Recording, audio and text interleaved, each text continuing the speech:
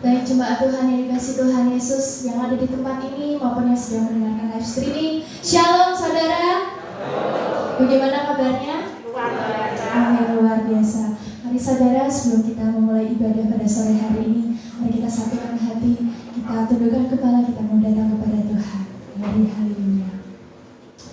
Terima kasih Bapa yang baik. Kami bersyukur Tuhan saat sore hari ini kami boleh ada di tempat ini Bapa, untuk beribadah kepadamu, untuk memuji dan menyembahmu Bapa, karena kasih-Mu yang sangat luar biasa dalam kehidupan kami. Terima kasih Tuhan, kami boleh ada di tempat ini untuk mencari wajah-Mu Tuhan, sebab kami merindukan Engkau. Untuk itu Tuhan, perkenankanlah bagi kami Bapa, kami mau memuji dan menyembah Engkau, layakkan setiap kami ya Bapa, sehingga pulang dari tempat ini, kami boleh memperoleh berkat yang melimpah dari-Mu. Terima kasih Tuhan Yesus, kami mau siap mempersembahkan pujian penyembahan bagi-Mu. Mari sama-sama kita katakan, amin.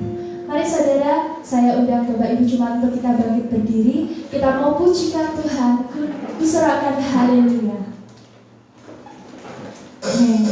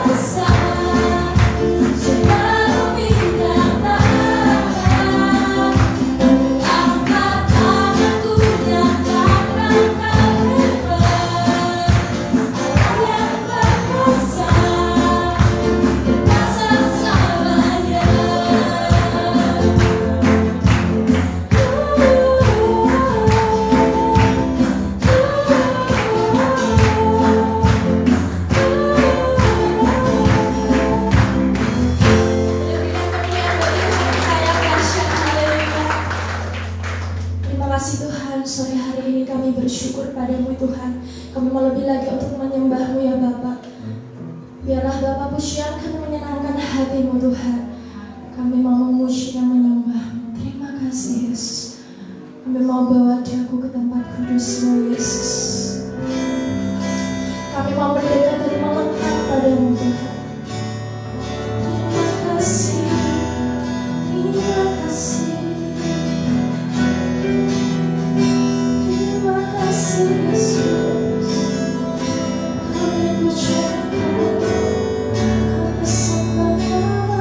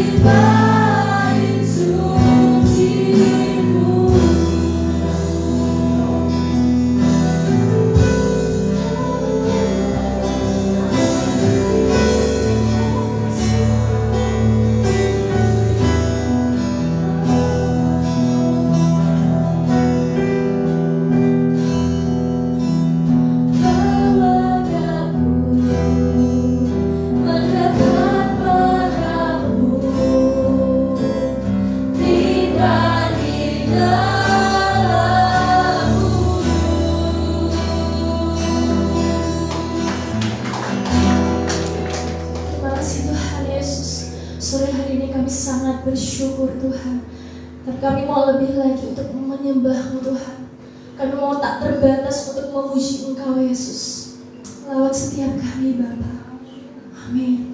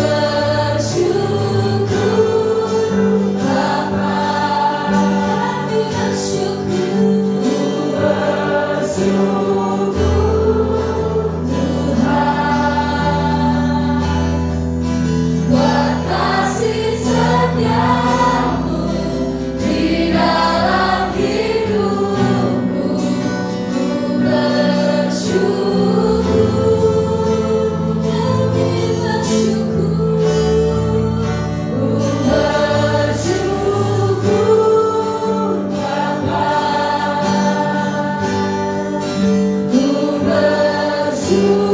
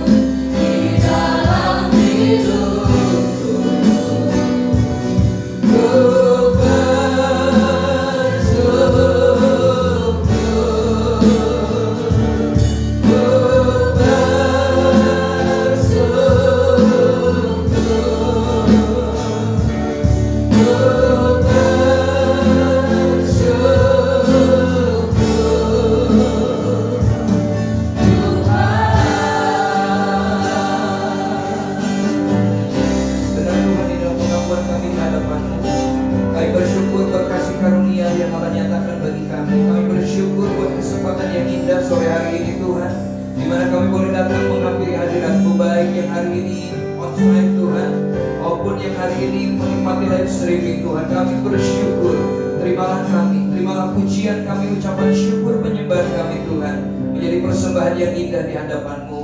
Tuhan, kami mau belajar firman-Mu, urapi kami, beri kami hati yang siap ditaburi benih firman Tuhan, supaya bukan hanya sekedar mendengar, tapi kami betul-betul menikmati firman-Mu, bahkan menikmati Tuhan di dalam setiap langkah hidup kami. Terima kasih Tuhan, di dalam nama Yesus kami sambut kebenaran firman Tuhan. Haleluya, amin. Tuhan, jangan duduk. Shalom dan salam Tuhan. Bersyukur hari ini boleh kembali Anda bersama-sama menikmati hadirat Tuhan. Saya bersyukur juga 3 hari yang sangat sibuk yang harus bolak-balik Bandung, Jogja. Karena sampai di Jogja ternyata ada WhatsApp dan sampai di Bandung ada beritahu bahwa saya ada di Jogja, gitu ya, mau ada pertemuan. Dan saudara, ada beberapa hal yang kita mau belajar pada hari ini. Tema kita hari ini adalah mencari Tuhan. Ya, saya bertemu dengan orang yang sangat sederhana, yang begitu luar biasa sederhananya. Tetapi saya mencoba mencari alamat di Bandung, dan ternyata orang yang sederhana itulah sang pemilik dari perusahaan yang dikelolanya di Hanggar Hussein Sastra Negara. Jadi sangat sederhana orangnya, tidak ada tampang bos, tapi ternyata dia pemiliknya. Orang bisa keliru gitu. Nah, saudara perhatikan, kita akan belajar di sini bagaimana kita dan mencari Tuhan. Dan orang itu ternyata orang yang hebat menurut saya, ternyata dia melayani juga, menjadi hamba Tuhan, menjadi pendeta di Kalimalang. Dan yang dilayani juga jemaat-jemaat yang ada justru yang malang betul gitu ya, karena dia melayani yang terpinggirkan, yang ada di bantaran sungai di sana. Nah, hari ini kita akan belajar saudara dengan tema mencari Tuhan.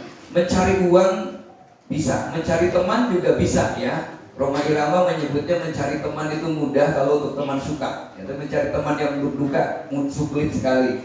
Nah, mencari uang dan harta itu adalah hal yang biasa dilakukan oleh setiap orang. Setiap orang kita bekerja untuk mencari uang, setiap orang bekerja untuk mencari harta, mengumpulkan, dan siapa saja bisa melakukannya. Bahkan mungkin kadang orang yang kita anggap sepele ternyata dia lebih pandai mencari uangnya.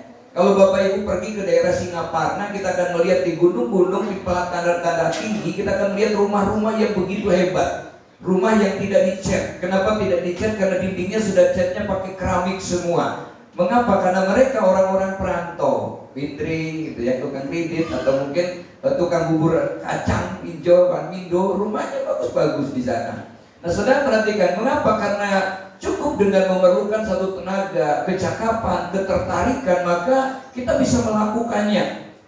Apapun bisa dikerjakan, apapun bisa ketika kita bergerak, kita bisa mendapatkannya. Tapi bagaimana dengan mencari Tuhan? Nah, apakah setiap orang bisa mencari Tuhan? Setiap orang Kristen yang KTP-nya Kristen juga mencari Tuhan, bisa bertemu dengan Allah. Ini yang harus kita mau belajar. Kenapa? Karena tema 2 bulan hari ini adalah tentang iman. Iman tidak lepas dengan hubungan yang intim kita dengan Tuhan. Ada sinetron dulu yang namanya Sun Gokong mencari kitab suci, pergi ke barat. Tapi sepanjang pergi ke barat dia tidak menemukan. Kenapa? Karena barat itu akan kembali ke tempat asalnya. Tapi yang dipertemukan dengan dia adalah masalah, persoalan demi persoalan. Lalu kemudian ada juga sinetron Sang Pencari Tuhan gitu. Nah, saudara, kita bukan mau main sinetron, tapi bagaimana kita belajar untuk bagaimana kita bisa menemukan Tuhan dan menikmati Tuhan. Ada beberapa hal. Yang pertama adalah kita harus memiliki hati yang sungguh. Saudara, mari kita belajar firman Tuhan dari 2 Tawari ayat 6 pasal 16. Kita akan banyak sekali membaca ayat hari ini. Kita baca bersama-sama 2-3. Karena mata Tuhan menjelajah seluruh bumi untuk melimpahkan kekuatannya kepada mereka yang bersungguh hati terhadap Dia. Saudara, ketika kita diselamatkan oleh Tuhan, kita punya jaminan. Untuk selamat itu, kata Tuhan, cukup kita menerima Yesus, percaya kepada Tuhan, maka kita beroleh keselamatan. Alkitab mencatat barang siapa percaya kepadanya tidak binasa, melainkan beroleh hidup yang kekal. Tapi ketika kita mencari Tuhan, Allah kan maha hadir, Allah kan maha tahu, Allah maha melihat. Itu berarti sebenarnya apa yang terjadi di dalam hidup kita tidak ada yang tidak terlepas, atau tidak ada yang terlepas dari pandangan Tuhan. Tidak ada tempat yang tersembunyi, tidak ada tempat yang tidak bisa dijangkau oleh Tuhan. Lalu kenapa ada orang yang KTP-nya Kristen menghadapi kelemahan dan keterpurukan di dalam imannya? Apakah Tuhan yang tidak care terhadap orang itu? Apakah Tuhan yang tidak peduli terhadap orang itu? Ketika kita bicara ayat ini, perhatikan ayatnya dengan jelas berkata, karena mata Tuhan menjelajah seluruh bumi. Di seluruh dunia tidak ada yang terlepas dari pandangan Tuhan. Satu tujuannya adalah untuk melimpahkan kekuatannya, supaya setiap orang yang ada di dalam Tuhan mampu melewati hidup, mampu melewati kehidupan itu dengan indah bersama dengan Tuhan. Cuma tidak semua bisa menerimanya. Kata Tuhan adalah bagi mereka atau kepada mereka yang bersungguh hati terhadap Dia. Seperti apa orang yang bersungguh hati? Yesus menyebutnya, cari dahulu kerajaan Allah dan kebenarannya. Artinya orang yang bersungguh hati adalah orang yang selalu memprioritaskan Tuhan di dalam hidupnya. Orang yang selalu mendahulukan Tuhan di dalam hidupnya, baik yang mau dikerjakan, baik dalam perencanaan, dalam apapun selalu Tuhan yang menjadi prioritas dan tujuan hidupnya. Untuk kemuliaan nama Tuhan, dari Tuhan, dan untuk kemuliaan nama Tuhan. Ketika saya ngobrol kemarin, saya nunggu teman yang lain itu 7 jam. Tapi dalam 7 jam itu saya bisa banyak belajar dari orang hebat itu. Dalam proses misi ini ternyata orang yang sederhana itu cukup dekat hubungannya dengan Duterte, Presiden Filipina. Makanya pantas dia mengajak ke Filipina. Lalu saya tanya lagi, dari mana punya ini? Dari mana bisa seperti ini? Dia bilang, bapak saya pilotnya Bung Karno. Wah, pantas, saya bilang. Saudara perhatikan, kita melihat ada koneksi. Kenapa? Dari hubungan. Bapaknya memiliki komunikasi yang bagus, anaknya juga sama. Ternyata dia punya sebuah tetapi dalam kesibukannya yang hebat itu, ternyata dia berani meninggalkan semuanya. Untuk apa? Untuk melayani Tuhan. Kalau dipikir kurang apa dia? Untuk apa dia? Dia baru pulang 2 minggu kemarin di Afrika Selatan. Besok udah mau pergi lagi, saudara, untuk melayani. Dapatnya apa? Tetapi dia katakan, saya mau memberi untuk Tuhan. Kenapa? Saya sadar apa yang saya miliki hari ini itu semua karena kasih karunia Tuhan. Makanya dia kembalikan semua. Saudara perhatikan, mengapa banyak orang tidak mendahulukan Tuhan? Karena fokusnya bukan kepada Tuhan, fokusnya bukan untuk Tuhan, fokusnya hanya kepada diri sendiri. Itulah makanya Yesus katakan, mengapa orang itu tidak diberkati? Karena Tuhan katakan, ketika dia mencari kerajaan Allah dan kebenarannya, Tuhan bukan hanya akan memberikan, tetapi Tuhan akan menambahkan dari apa yang tidak pernah kita bayangkan sebelumnya. Nah, yang kedua, saudara, orang yang kemudian bisa bagaimana cara mencari Tuhan, yang kedua adalah memiliki jiwa yang penuh kerinduan. Ferry pernah rindu nggak? Rasanya rindu itu gimana? Kalau rindu itu selalu ingin bertemu. Iya. Aduh, saya rindu Tuhan. Saya suka sama Tuhan, tapi tidak pernah pengen bertemu. Orang yang rindu itu diupayakan untuk bertemu. Kecuali sekarang nenek-nenek, orang tua udah nggak mau lagi dikasih Android. Kenapa? Supaya anaknya pulang. So, kalau punya Android gak jadi pulang. Saudara perhatikan, orang yang rindu itu yang seperti apa? Pemazmur menyebutkannya, mari kita baca 2-3. Seperti rusa yang merindukan sungai yang berair, demikianlah jiwaku merindukan Engkau, ya Allah. Bukan merindukan sungai saja, tetapi merindukan sungai yang berair. Kenapa? Karena gambaran di Timur Tengah ada begitu banyak sungai, ternyata airnya tidak ada. Maka rusa yang merindukan air itu akan berjalan kemanapun mencari sumbernya air. Dia punya insting sendiri bahwa di tempat sana ada air, maka dia akan berjalan sampai ke sana. Dengan risiko pasti menghadapi bahaya, dengan risiko ditangkap manusia, dengan risiko ditangkap serigala, ditangkap binatang yang lain, tapi dia punya kerinduan untuk mencari sumber air itu. Nah, orang yang rindu itu adalah orang yang punya gairah untuk selalu bertemu dengan Tuhan, untuk selalu rindu dengan Tuhan. Ada pujian yang mengatakan jiwaku haus gitu kan. Jiwaku haus, haus akan kasih-Mu. Jiwaku rindu, rindu akan cinta-Mu. Siramilah taman hatiku yang kering ini, agar cinta-Mu bersemi di hatiku. Saudara, seperti pohon yang betul-betul meranggas. Kenapa? Karena tidak ada siram air. Kalau dia mau cerita, dia teriak, dia punya kerinduan. Nah, itulah orang yang rindu akan Tuhan. Orang yang rindu dikategorikan mencari Tuhan. Dia selalu rindu bertemu dengan Tuhan. Dia selalu rindu menikmati air sungai kehidupan. Jadi bukan masalah KTP-nya Kristen, bukan masalah pelayanannya, bukan masalah oh saya Kristennya sudah lama. Ada nggak bukti kerinduan itu? Itu yang Allah inginkan, mencari Tuhan. Yang ketiga, mencari Tuhan itu memiliki roh yang menyala-nyala. Coba kita baca ayatnya 23. Janganlah hendaknya kerajinanmu kendor, biarlah rohmu menyala-nyala dan layanilah Tuhan. Orang yang kerajinannya kendor itu kan orang yang sudah ngelokro, orang yang sudah tidak berdaya. Tidak mungkin dia punya bergairah. Kita akan tertarik terhadap sesuatu yang menarik hati kita, maka kita akan berusaha untuk mendapatkannya. Kenapa? Karena tertarik.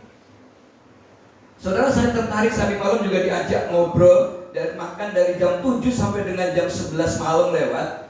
Saudara, kenapa saya tertarik? Karena ada satu yang kemudian terungkap, bahwa apa yang saya kerjakan hari ini terhadap kearifan lokal ternyata dinilai dan dilihat gitu ya. Sehingga kemudian ada wacana, Bapak, saya rindu dalam untuk masuk Bapak ke daerah-daerah, untuk masuk di komunikasi sosial. Untuk salah satunya adalah ketahanan nasional. Waduh, saya bilang, kalau sampai itu terwujud, betapa senangnya saya. Kenapa? Saya bisa berkarya bagi negeri lewat apa yang Tuhan berikan. Saudara, tapi apakah hanya begitu saja? Tentu karena saya sebagai hamba Tuhan, kemanapun kita akan mencirikan bahwa kita adalah anak-anak Tuhan. Sama ketika saya menyampaikan cerita atau menyampaikan materi tentang tatuan asli di Pura, tetap aja nilai-nilai Kristiani yang disampaikan. Nah, saudara yang kasih dalam Tuhan, roh yang menyala-nyala itu adalah roh yang bergairah, roh yang terus semangat. Dia tidak redup. Namanya menyala itu kan apinya betul-betul menggairahkan. Oh, apinya menyala,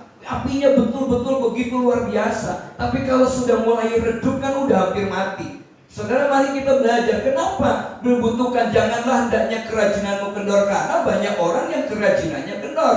Banyak orang yang semangatnya mulai hilang. Banyak orang yang mati atau hidup enggan, mati tidak mau. Mengapa? Karena rohnya sudah tidak menyala lagi. Mengapa? Di zaman di Taman Eden, Allah memberikan kepada Hawa itu adalah roh, kepada Adam itu adalah roh yang menguasai jiwa dan menguasai tubuh.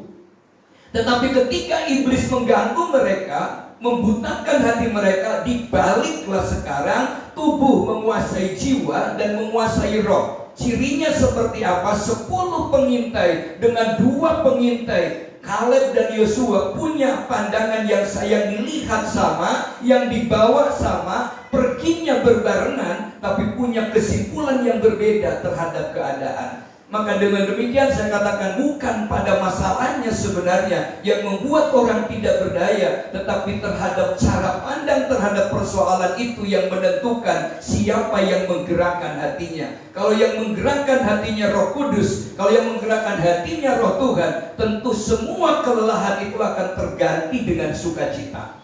Meskipun lelah sebenarnya, tidur 3 malam 4 jam gitu ya, tapi lelah, tapi semangat untuk bisa berkarya. Saudara, itu yang kemudian kenapa? Karena ada kerinduan untuk mencari Tuhan. Habis sarapan pagi di kereta api, kemudian mau makan siang lagi, itu lagi gak enak. Lagian kan bunyi kereta api bunyinya ojo jajan. Ya sudah, tidak jajan saja. Yang terakhir saudara, mencari Tuhan berbeda. Kita bilang begini, dengan segenap tenaga dan segenap raga. Mari kita baca ayatnya 2-3. Aku banyak berjerih lelah dan bekerja berat. Kerap kali aku tidak tidur, aku lapar dan dahaga. Kerap kali aku berpuasa, kedinginan dan tanpa pakaian. Ini Paulus sedang menceritakan kehidupannya bukan untuk dikasihani sebenarnya, bukan untuk menimbulkan orang belas kasihan, tetapi ingin menunjukkan betapa dia yang sebelumnya orang yang hebat, orang yang punya pengaruh, orang yang gak mungkin lagi kelaparan, tapi karena kecintaannya kepada Yesus membuat dia mengalami tekanan yang hebat di dalam hidupnya, tetapi dia tidak pernah berputus asa, dia tidak pernah tidak bergairah, dia tetap bergairah untuk bergaul dengan Tuhan, memberikan segenap hidupnya kepada Allah. Karena dia tahu bahwa ketika kita mau bertemu dengan Allah, mencari Tuhan, tidak bisa dengan mulutnya saja, tidak bisa dengan tubuhnya saja, tidak bisa dengan jiwanya saja, tapi Alkitab mencatat harus dengan segenap hati, segenap jiwa, dan segenap kekuatan. Kalau hanya dengan tubuhnya saja, bisa saja orangnya ibadah, tapi hatinya kemana-mana. Kalau dengan mulutnya saja, bisa saja orang memuji Tuhan mulutnya, tapi hatinya tidak kemana-mana. Tapi kalau orang bergairah, dia akan semangat. Tidak perlu WL-nya bilang, ayo angkat tangan kita bersama-sama. Tidak perlu, kenapa? Sebab kalau dia menikmati hadirat Tuhan, secara otomatis tangannya akan terangkat. Tidak perlu berkata ada amin, saudara, nggak usah. Ketika dia menikmati betul, dia akan berkata amin. Tidak harus dikatakan, ayo beri tepuk tangan. Gak usah. Kenapa? Kalau orang menikmati Tuhan betul, kekaguman kepada Tuhan, dia dengan sendirinya akan kagum dan bertepuk tangan.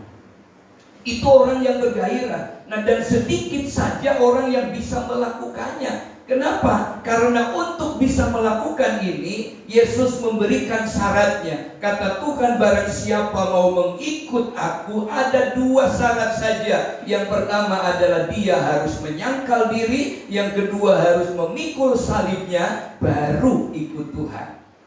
Bagaimana menyangkal diri? Saudara, keinginan daging itu banyak. Makanya ada muncul film Doraemon itu kan karena memang manusia banyak keinginan. Iya kan? Doraemon tuh keinginannya sangat banyak. Aku ingin begini, aku ingin begitu, aku ingin ini itu. Banyak sekali. Coba kita keinginannya. Ada yang keinginan cuma 1 di sini? Banyak. Pulang dari sini aja pasti udah siap. Nanti mampir sini ya. Es buah. Yang satu bilang bakso, yang bilang bakmi, yang tidak langsung katakan bakwan, yang tadi Mbak Moy. Belinya di mana? Di Bantul. Banyak keinginan. Saudara, keinginan apa saja itu manusia, itu normal manusia. Tapi keinginan itu kadang-kadang mengalahkan sesuatu yang penting. Kenapa? Tuhan yang paling utama, tapi kita kalah. Maka ketika kita, jam segini ada jam ibadah, jam segini jam doa, tapi saya ingin itu, kenapa saya tidak doa dulu?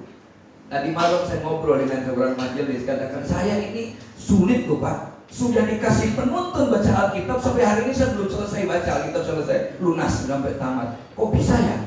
Sudah ada penuntun harian, sudah ini tapi kelewat terus. Sudah, kenapa? Karena tidak konsisten. Kenapa? Karena kita kalah, tidak menyangkal diri. Kalau menyangkal diri betul melakukan penyangkalan, baca Alkitab itu sebenarnya kalau 1 pagi 5 halaman, siang 5 halaman, sore 5 halaman, pasti 100 hari itu rampung kok. Bukan 5 ini loh, 5 pasal, sebab ada pasal pendek seneng banget. Iya kan? Kalau pas pasal panjang pasti mumet. Ukurannya adalah 5 halaman, dicentang saja. Saudara, pagi 5, sore 5, malam 5, itu gampang. 100 hari selesai loh. Bukan program pemerintah kepala desa, presiden saja yang 100 hari. Kita punya program baca Alkitab 100 hari rampung. Rata-rata Alkitab itu ada 1.300-an halaman. Kalau dibagi dua kan ada sekitar 6.600 lembar. Kalau 100 hari kira-kira berapa? Ya kan? Cuma 6 lembar kan? Ya. 6 lembar doang kan? Ya. 6 lembar itu gampang sebenarnya. Membaca WhatsApp saja bisa sehari nggak rampung-rampung kok. Saudara, itu kerja. Ya kenapa nggak selesai? Kemauan ada, kemampuan ada, tapi kalah. Lagi baca Alkitab, depannya lagi ngobrol, nengok dulu, asik ya gabung gitu. Saudara, begitu ngobrol lagi nonton TV, asik banget, ganti lagi. Itu manusia, maka dibutuhkan penyangkalan diri. Ternyata semua banyak orang ini tidak bisa semuanya bisa mencari Tuhan dengan sepenuh hati. Yang kedua apa? Menyalibkan keinginan daging. Kita nyanyinya salibnya selama mulia. Yes, itu salib Yesus. Tapi kata Tuhan, kita tidak berbicara tentang salib Yesus, gak mampu kita. Maka kata Yesus, hendaklah engkau menyangkal diri dan memikul salibnya. Salib kita yang harus dipikul. Mengapa salib itu begitu penting? Kita ini punya perasaan, punya hati. Makanya banyak orang kemudian yang terlukanya hati. Iya kan? Hati itu tidak punya tulang saja bisa patah. Patah hati. Padahal tidak punya tulang.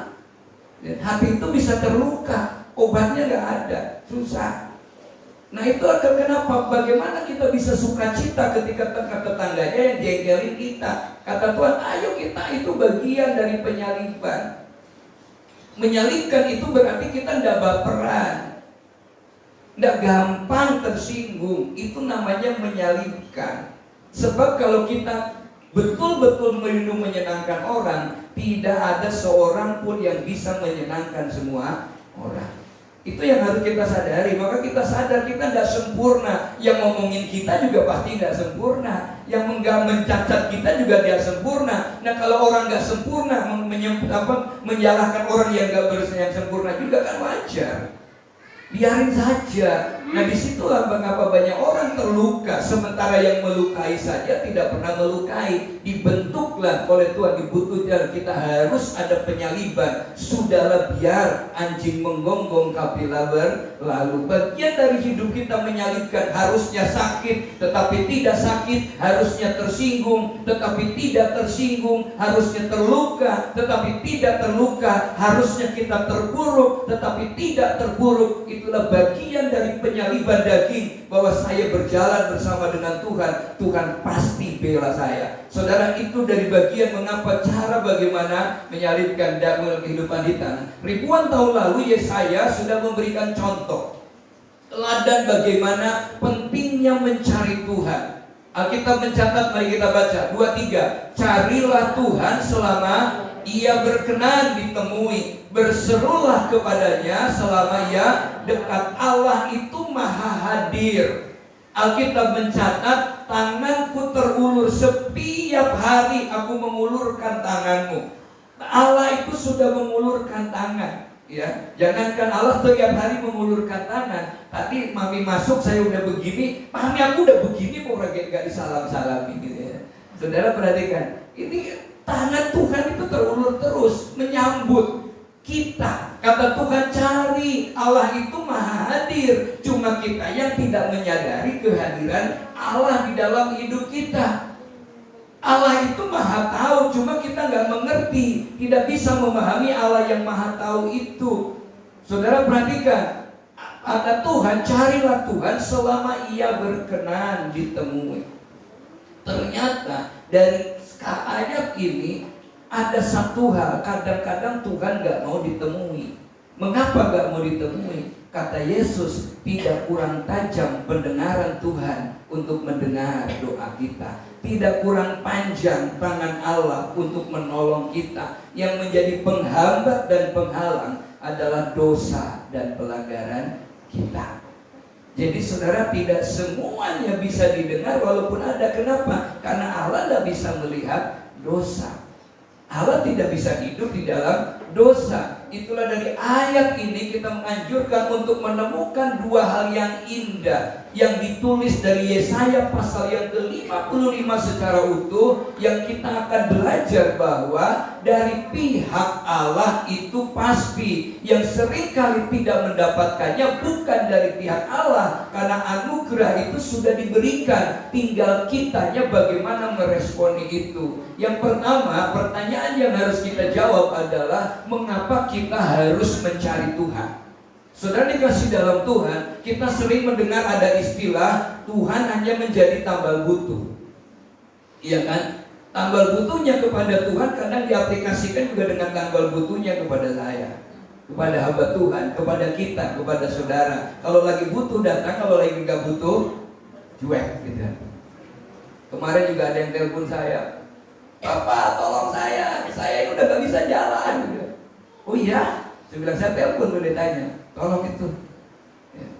Kebetulan saya ada di luar juga. Bukan saya tidak mau ini, tapi ada yang berhak lebih dulu ya. Kenapa lagi susah nggak kesini, tapi lagi senang, lagi susah baru datang begitu. Saudara perhatikan, ada kadang-kadang ada yang kedua adalah menganggap bahwa dia tidak layak.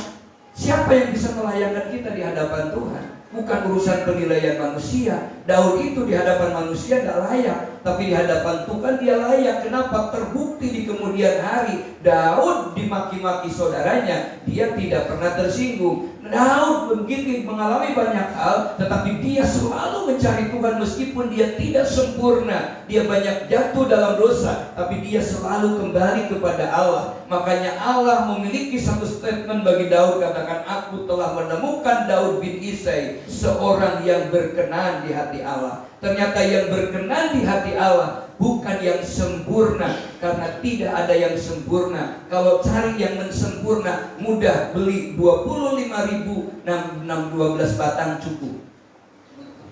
Sempurna. Itu ya, dari yang sempurna. Nggak ada yang sempurna. Kalau lihat orang pasti banyak yang gagalnya ya. Menurut Koyem cakep, menurut lain tidak. Saudara, tapi ada juga yang merasa kadang paling layak, paling hebat, paling benar dalam hidup ini, sehingga kadang merasa doanya lebih didengar. Ya, tadi malam ngobrol tentang doa juga gitu ya.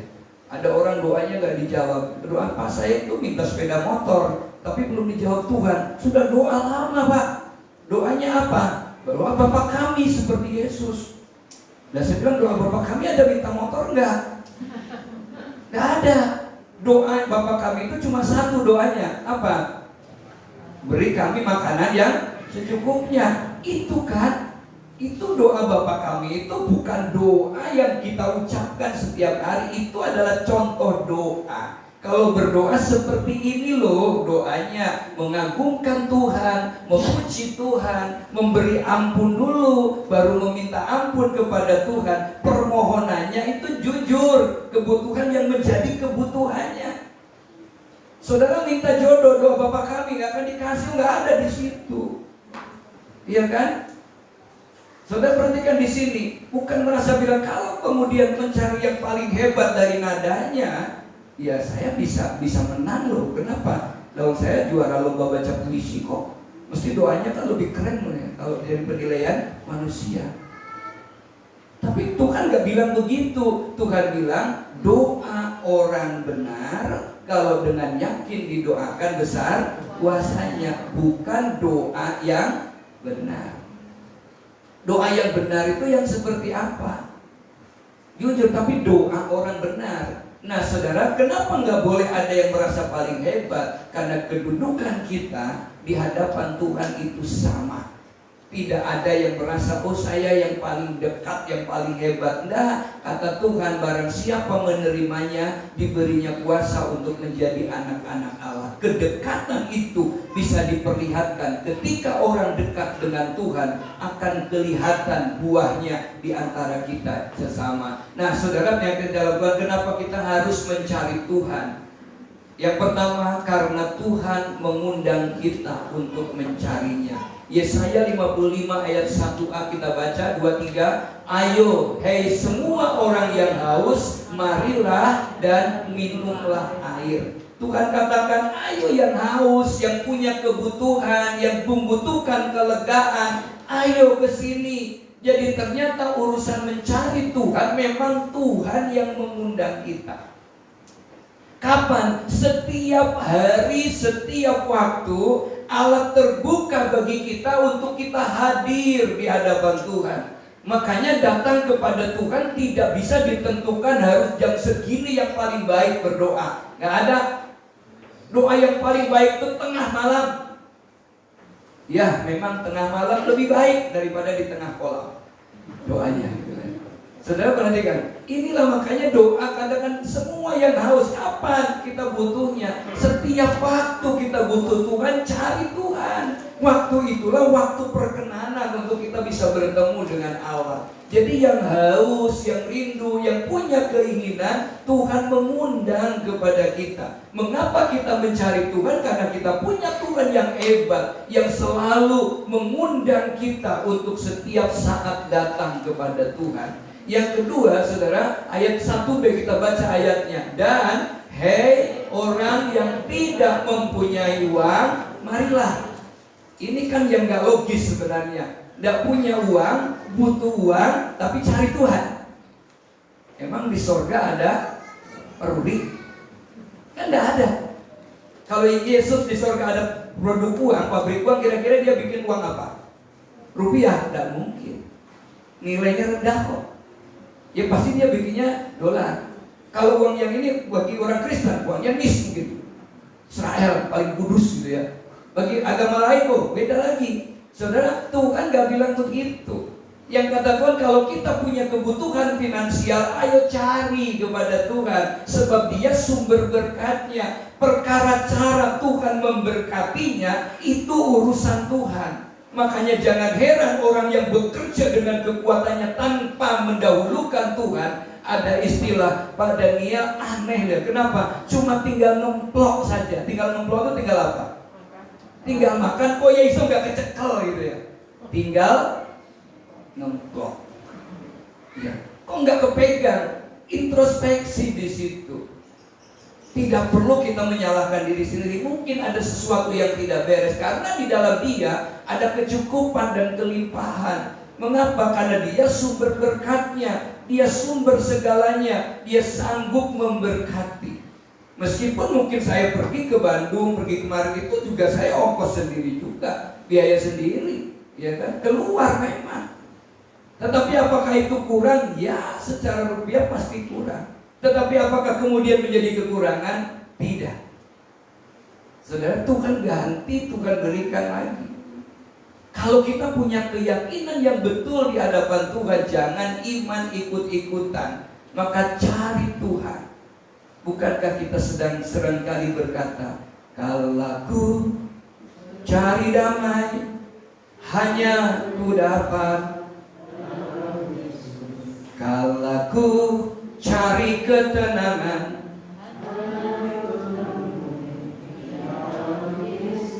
tak satu pun dapat menghiburku, tak seorang pun dapat menolongku. Hanya Yesus jawaban hidupku. Bersama dia, bersama dia hatiku damai, walau dalam lembah kegelapan. Bersama dia hatiku tenang, walau hidup penuh tantangan, tak satu pun dapat menghiburku, tak seorang pun dapat menolongku. Hanya Yesus jawaban hidupku. Perhatikan, Yesus jawaban hidup kita, berarti jawaban dari apa saja. Dari semua yang kita butuhkan itu ada. Sebelum manusia diciptakan, Allah sudah mempersiapkan semua kebutuhan manusia. Makanya cari Tuhan, butuh uang cari Tuhan, bukan diam, tapi kepada Tuhan, supaya Tuhan memberikan karahnya kepada kita. Ada karah, waktu yang tepat, peristiwa yang tepat, orang yang tepat yang akan Tuhan berikan untuk menolong. Ya, sekarang waktu di Papua juga, ayah orangnya itu kasih berkat, padahal belum pernah ketemu saya. Belum pernah, hanya WA-an saja. Kami sama-sama satu kelas. Saya menghubungi yang lain, ada enggak GBI di sana? Lambat jawabnya. Ternyata ada justru. Apa saya kan ada di Papua. Oh iya, lupa saya. Saudara, anakku ada di sana. Saudara, Tuhan sanggup bekerja dengan sesuatu yang tidak pernah terbayangkan. Makanya jangan takut, jangan khawatir, cari Tuhan saja. Tuhan akan memberikan satu hal yang tidak pernah kita pikirkan. Bukankah Allah bilang, apa yang tidak pernah timbul dalam pikiran kita, yang belum pernah dilihat mata, yang belum pernah didengar telinga, yang belum pernah timbul di dalam hati, Tuhan sediakan bagi orang yang mengasihi Dia. Yang ketiga, karena di dalam Dia ada kehidupan. Mari kita baca ayatnya. 2:3. Sedengkanlah telingamu dan datanglah kepadaku, dengarkanlah maka kamu akan hidup. Saudara, sedengkan telingamu. Sedengkan itu miringkan betul, sedengkan. Seperti orang yang mau nguping, tetangganya lagi ngerumpi. Bukakan, cari yang lubang, dengar, sedengkan. Makanya sedengkanlah telingamu dan datanglah kepadaku, dengarkanlah. Nah, kata dengar ini, dengarkanlah itu bukan hanya ngerungu dengar, tetapi dengan merenungkan seperti buah binatang yang memama biak. Mendengar masuk, lalu kemudian diam dan memasukkan, memunyah kembali sampai dia bisa memahami betul makna dari firman, makna dari apa yang Tuhan mau dalam kehidupannya. Yang keempat adalah karena ia rindu bersekutu dengan kita. Ternyata bukan kita saja yang merindu bersekutu dengan Allah. Yesus pernah bilang begini, anak aku seperti induk ayam yang merindukan anak-anaknya kumpul. Dalam Yesaya pasal 55 ayat 3b, mari kita baca. 2-3. Aku hendak mengikat perjanjian abadi dengan kamu menurut kasih setia yang teguh yang kujanjikan kepada Daud. Perhatikan, ini turun-temurun ayat Allah itu rindu bersekutu dengan kita. Jadi betapa sedihnya kalau kita ini kemudian kena penyakit MALAS, malas. Saudara, malas ngomong ugahan, patus ugah, ibadah ugah, doa ugah, duitnya, rezekinya mau, dan tapi ibadahnya tidak. Nah, karena itu rindu bersekutu dengan Dia. Nah, orang yang rindu bersekutu itu dulu zaman belum ada WhatsApp, belum ada apa, kan surat saja yang sebulan lalu dibaca lagi. Yang seumur saya loh, yang anak-anak sekarang kan udah enggak. Ya, Pak Juremi kalau dulu dapat surat aja di pat itu lama itu. Apalagi di pendidikan ya Pak. Pendidikan ya nggak mungkin itu, mesti dilihat lagi gitu. Adalah yang kelima, selagi ada kesempatan dan ada waktu. Kenapa? Kesempatannya kapan? Selama kita masih hidup, masih bernapas, itu kesempatan. Kenapa sih orang jahat kadang-kadang umurnya lebih panjang-panjang gitu? Bukan beri kesempatan sebenarnya. Orang baik-baik kok cepat dipanggil gitu ya. Makanya kalau nggak cepat dipanggil jangan baik-baik banget gitu. Nah, malah lebih baik ya, saudara. Saudara perhatian di sini. Lebih baik dipanggil, lebih bagus kalau rumahnya udah jadi. Nah, cari Tuhan selama Ia berkenan. Yang keenam, karena Ia memiliki rencana yang agung bagi kita. Saudara, banyak hal yang mungkin kita beda dengan Tuhan. Mari kita baca ayatnya 2-3. Sebab rancanganku bukanlah rancanganmu, dan jalanku bukanlah. Terus demikianlah firman Tuhan, bukan semikian. Demikianlah firman Tuhan. Rancanganku bukan rancanganmu. Rancangan kita begini Tuhan gagalkan. Mengapa? Karena itu bukan rancangan Tuhan. Allah sedang siapkan rancangan yang seperti yang Allah inginkan bagi kita. Kita maunya begini, Tuhan bilang itu tidak cocok. Tuhan siapkan ke sini. Ya saudara, banyak hal yang kita bisa nggak paham rencana Tuhan. Saya nggak paham juga ketika beberapa kali kuliah nggak selesainya teologi. Ketika orang lain sekolah S2 teologi, saya masuknya sospol. Ya, untuk apa? Tapi ternyata ada fungsinya di situ. Ada bidangnya yang Allah berikan. Kenapa orang lain memperdalam teologinya, saya budayanya. Ternyata juga banyak hal sekarang sedang dipakai. Termasuk kemarin diskusi di Gunung Kidul, bagaimana kearifan lokal untuk menangkal radikalisme. Saudara, jadi bagian yang dipentingkan di situ.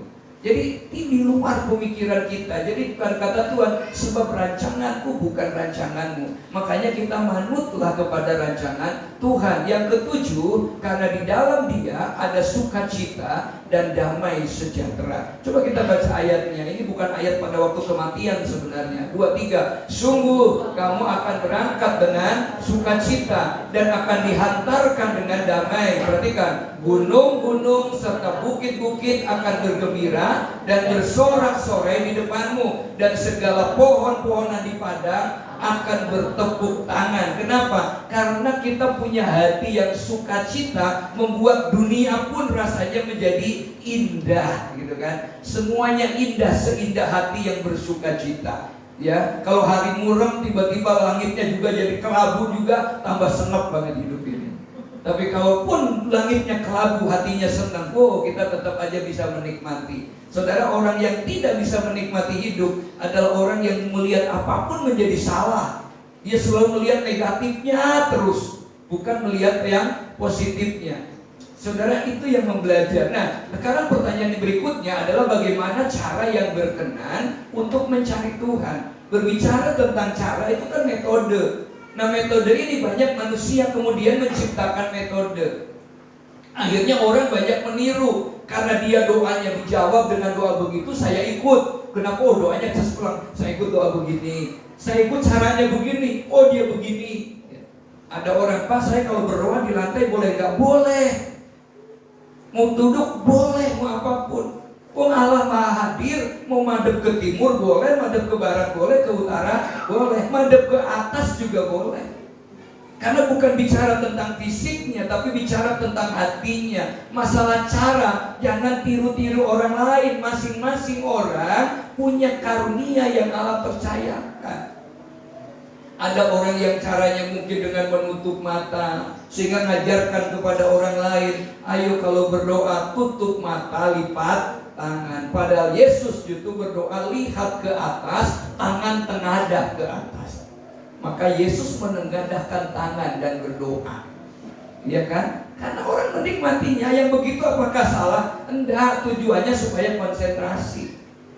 Walaupun kalau merem itu malah kadang-kadang pikirannya kemana-mana. Saudara, nah jika tidak hati-hati maka akan terjebak terhadap sinkritisme dan fanatisme agama yang kadang-kadang dialami oleh orang-orang seperti orang Saduki, orang Farisi, bahkan orang Esenis yang menganggap dia lebih hebat dari yang lain. Saudara, inilah padahal hidup di zaman anugerah, karena kasih karunia-Nya sudah diberikan. Yesus sudah bilang tetelestai, semua sudah dikerjakan, tinggal kita. Bagaimana caranya supaya kita berkenan kepada Tuhan? Yang pertama, kita baca ayat 2-3, kita harus mencari Tuhan dengan jiwa yang lapar dan haus. Ada kerinduan betul, bukan karena paksaan, bukan karena dipaksa, tapi betul-betul punya kerinduan. Ada kemarin yang habis nikah terus bubar. Karena yang pengen nikah bukan anaknya, yang pengen nikah orang tuanya. Kenapa? Karena yang satu ini dia berharap ini jadi, maka anaknya nikah. Selesai itu bubar. Pendetanya telepon saya. Saudara perhatikan, kenapa? Kata Tuhan, seperti rusa yang merindukan sungai yang berair, dia akan punya kerinduan. Yang kedua, kita harus, kita baca ayat kedua, kalimatnya 2-3, kita harus mencari Tuhan dengan kerinduan yang menyala-nyala untuk mendapatkan sesuatu. Kata firman Tuhan, sedengkan telinga, datanglah kepadaku, dengarkanlah maka kamu akan hidup. Ayat berikutnya kita baca 2-3, aku hendak mengikat perjanjian abadi dengan kamu menurut kasih setia yang teguh yang kujanjikan kepada Daud. Saudara yang kasih dalam Tuhan, kita harus mencari Tuhan dengan kerinduan yang bernyala-nyala. Kenapa? Karena rindu mendapatkan sesuatu. Jadi Yesus pernah bilang begini, kalau anak manusia itu datang, kira-kira masih ada di bumi enggak? Kalimat itu kan ajaran itu pengajaran tentang doa. Kenapa? Karena banyak orang yang berdoa itu tidak sampai mendapatkan mutungan. Berdoa langsung ngasih tempo dengan Tuhan. Tuhan, saya berdoa. Kalau 2 bulan tidak didapatkan, saya mau ganti doanya. Sudah perhatikan. Jadi siapa yang lebih hebat kalau begitu? Kita yang atur, Tuhan. Bukan Tuhan yang atur kita. Cara Tuhan membelokkan itu gampang kok nantinya. Tuhan bisa mempertemukan dengan yang lain yang memang Tuhan mau supaya kita bisa bertemu. Nah, sudah dikasih dalam Tuhan. Yang ketiga, kita dibaca 2-3, kita harus mencari Tuhan, didahului dengan langkah-langkah pertobatan. Ayatnya kita baca 2-3. Baiklah orang fasik meninggalkan jalannya, dan orang jahat meninggalkan rancangannya. Baiklah ia kembali kepada Tuhan, maka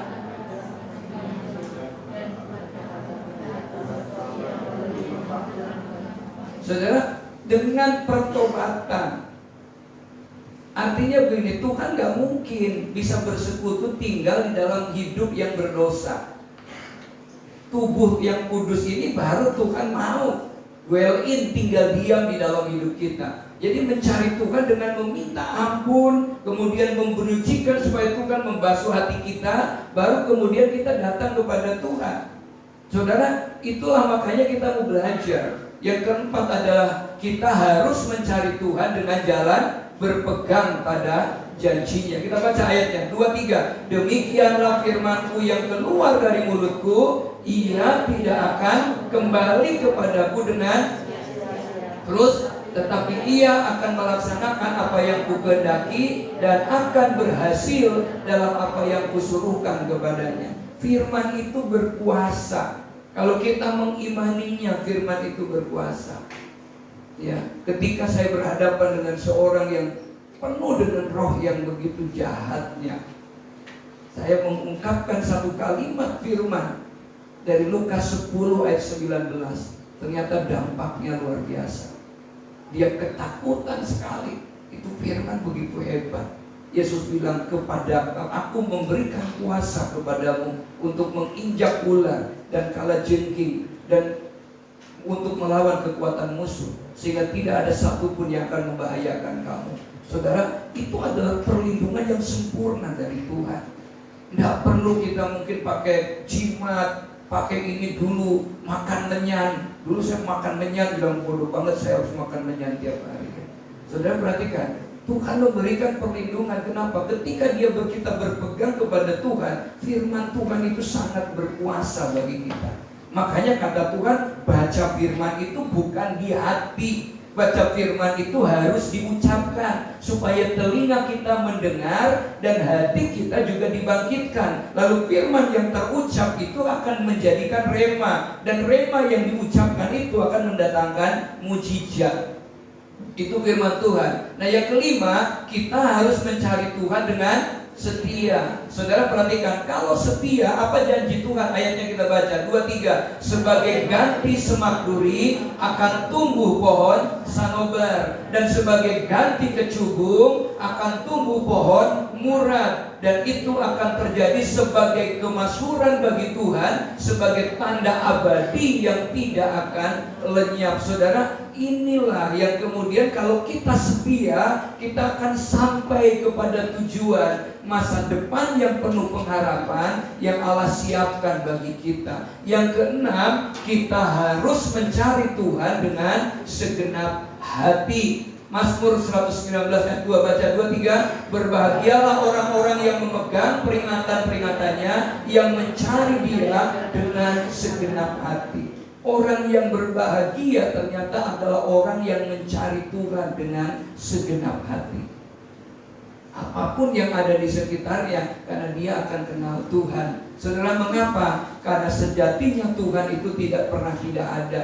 Tuhan tidak pernah hilang, Ia selalu ada. Manusialah yang terhilang, manusialah yang melakukan parabasis, semakin jauh dari Tuhan. Dosanya semakin besar, maka kemudian dia akan semakin jauh dari Tuhan. Sehingga apa? Banyak orang yang tidak mempedulikan artinya mengalami Tuhan dan berjalan bersama dengan Tuhan. Kalau kita mengalami Tuhan, berjalan bersama dengan Tuhan, dia akan menikmati Tuhan. Sebab ternyata manusia yang terhilang, Kristen yang terhilang, bukan hanya yang KTP-nya sudah berubah.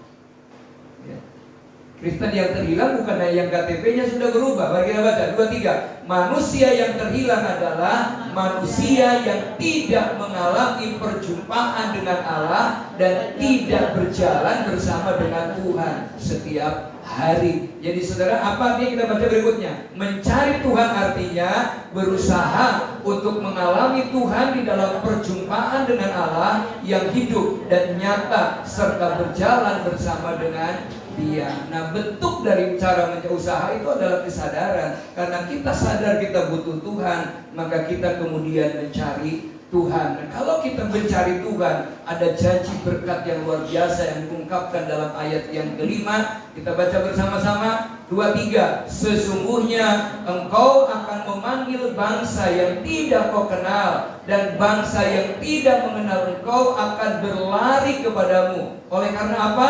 Oleh karena Tuhan Allahmu dan karena yang Maha Kudus Allah Israel yang mengagungkan engkau. Kalau kita bersama dengan Tuhan dan Tuhan tinggal di dalam hidup kita, engkau akan memanggil orang yang tidak kamu kenal. Artinya apa? Tuhan sanggup memberikan segala sesuatu dengan caranya Tuhan. Tuhan akan sampaikan kita kepada waktunya Tuhan, waktu yang terbaik dari Allah. Kalau hari ini itu belum baik, berarti itu bukan waktunya Tuhan yang terbaik bagi kita. Terus setia kepada Tuhan. Kita bersyukur, kita sama-sama menikmati hadirat Tuhan. Glory to God. Ini kami Tuhan, melihat jauh ke dalam hati kami. Tidak ada yang tersembunyi hadapan-Mu Tuhan. Glory Yesus.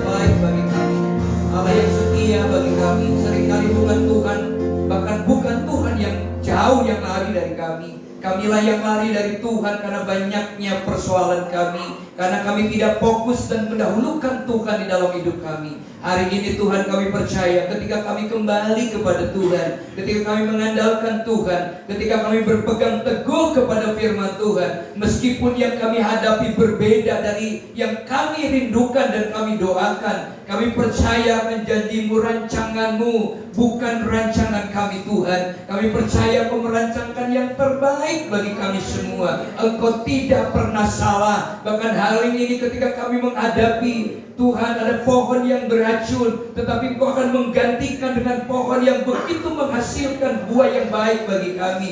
Ketika kami menghadapi yang tidak nyaman, ketika kami setia, Engkau akan sampaikan kami kepada masa depan yang baik. Bahkan ketika hari ini Tuhan izinkan kami turun, dengan jalan turun itulah Yusuf sampai ke Mesir, menjadi orang kedua di Mesir. Maka kami percaya ketika kami sedang turun Tuhan hari ini, Tuhan akan membawa kami melompat lebih tinggi lagi, mencapai apa yang Allah inginkan bagi kami semua. Terima kasih Tuhan. Pimpin kami Roh Kudus, naungi kami terus, pimpin kami ya Tuhan, untuk kami terus hidup seturut dengan kehendak Allah. Berkati kami semua Tuhan, berkati bangsa dan negara kami, berkati lingkungan di mana kami berada, berkati tempat pekerjaan kami, berkati anak-anak kami Tuhan, masa depan mereka. Kami menyerahkan semua ke dalam tangan Allah. Terima kasih Tuhan, kami tidak beri korban persembahan, kuduskan persembahan kami menjadi persembahan yang indah di hadapan Allah. Kembalikan berlipat ganda dalam kehidupan kami, dalam nama Yesus Kristus kami siap diberkati oleh Tuhan. Tuhan memberkati engkau dan melindungi engkau, dan menyinari engkau dengan wajahnya dan beri engkau kasih karunia. Tuhan menghadapkan wajahnya kepadamu dan memberi engkau damai sejahtera mulai sore ini sampai Maranatha Tuhan Yesus datang yang kedua kali. Yang percaya diberkati Tuhan, sama-sama katakan amin. Tuhan berkati. Kita beri korban persembahan. Pengumuman yang pertama, hari Rabu tetap ada persetia online dan onsite, jadi yang punya waktu bisa datang ke sini. Tetapi tidak, untuk persetia besok hari Rabu semua dipindah ke Sumber, yang ke tempatnya Burintan. Ya, di Sumber jamnya tetap jam 7.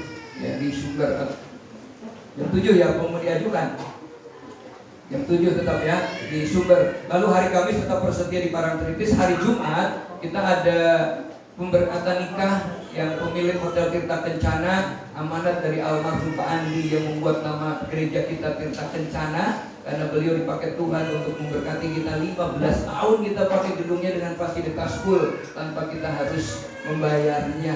Saudara ada punya tugas untuk menikahkan, dan besok hari Jumat akan menikahkan orang Chinese, tapi dia pengen nikah dengan adat Jawa ya. Lalu hari Minggu kita kembali ke sini, doakan untuk rencana misi ke Filipina. Itu adalah minggu kedua bulan September. Kita akan berangkat 7 orang ke Filipina. Kemarin udah connect dengan yang ada di sana.